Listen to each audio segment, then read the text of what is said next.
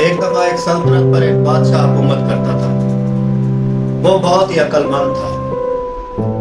ایک دفعہ اس نے اپنی عوام کا رویہ دیکھنے کے لیے ایک پتھر اٹھایا اور سڑک کے درمیان میں رکھوا دیا اور خود جھاڑیوں کے پیچھے چھپ گیا۔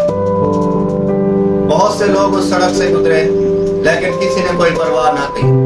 ہر کوئی سائڈ سے ہو کر گزر گیا، حتیٰ کہ وہاں سے بادشاہ کے امیر، درباری، مشیر بھی وہاں سے گزرے، لیکن انہوں نے بھی کوئی پرواہ نہ کی، بلکہ الٹا بادشاہ کو یہ برا بھلا کہہ کے گزر گئے کہ سلطنت کا کیسا بادشاہ ہے، سڑکوں پہ اتنے بڑے بڑے پتھر پڑے ہیں، اسے کوئی پرواہ ہی نہیں ہے۔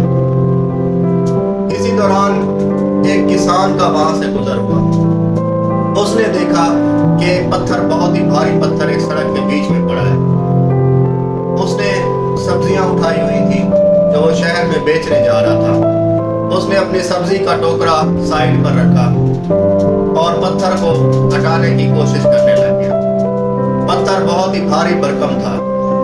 بہت ہی محنت اور کوشش کے بعد آخرکار اس نے پتھر کو ہٹا دیا۔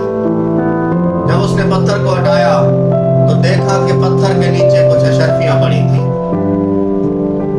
وہ اشرفیاں اس بادشاہ نے رکھی تھی کہ جو بھی شخص اس پتھر کو ہٹائے گا یہ اس کا انعام ہوگا۔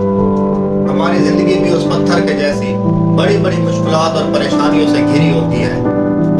ان پریشانیوں اور مصیبتوں سے ہار کر نہیں بیٹھنا، بلکہ ہمت اور استقلال سے ان پریشانیوں کا، مصیبتوں کا، تکالیف کا سامنا کرنا ہے۔ جو لوگ تکالیف اٹھاتے ہیں، پریشانیوں کو ہنس کر گلے لگاتے ہیں، ناکامیوں کا ڈٹ کر سامنا کرتے ہیں، وہی لوگ کامیابی کا تاج اپنے سر پر پہنتے ہیں۔ جو بیج موسم کی سختیاں برداشت نہیں کر سکتا وہ کبھی پھل نہیں لا سکتا، اور جو ان سختیوں کو جھیلتا ہے وہی تناور درخت بنتا ہے۔ مشکلات ہمیں لڑنے کی ہمت دیتی ہیں۔ جو لوگ رک جاتے ہیں وہ ہار جاتے ہیں، اور جو ٹوٹ کر بھی چلتے رہتے ہیں کامیابی اور جیت انہی کا مقدر ہوتی ہے۔ آپ نے چیونٹی کو دیکھا ہوگا، آپ اس کے راستے میں رکاوٹ رکھ دیں تو وہ اپنا رستہ بدل کے گزر جائے گی۔ آپ 100 بار بھی اس کا رستہ روکیں گے وہ پھر بھی اپنا رستہ بدل کر اپنی منزل کی طرف گامزن رہتی ہے۔ آپ نے بھی تھک کر رکنا نہیں ہے، اپنی منزل کی طرف اپنا سفر جاری رکھیں، یقیناً ایک بہت بڑی کامیابی آپ کا مقدر ہوگی۔